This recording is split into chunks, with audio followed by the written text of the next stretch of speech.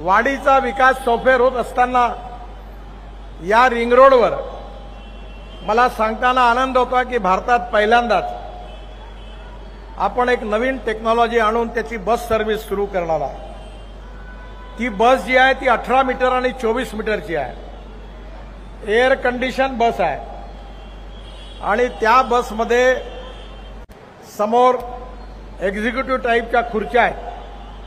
प्रत्येक खुर्चीवर लॅपटॉप आहे आणि जशी विमानात चहा कॉफीची आणि नाश्त्याची सोय आहे ती पण आहे।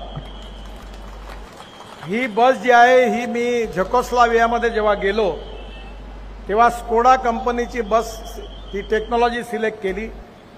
त्यांचं टाटाशी जॉईंट व्हेंचर साईन झालं आणि आता सिमेन्स आणि हिटॅचीने एक टेक्नॉलॉजी दिली आहे की ती बस उभी राहिली बस स्टॉपवर की वरतून चार्जर खाली येईल आणि ती बस 40 किलोमीटर करता चार्ज होईल अर्धा मिनिटाच्या आत आणि पुढे जाईल।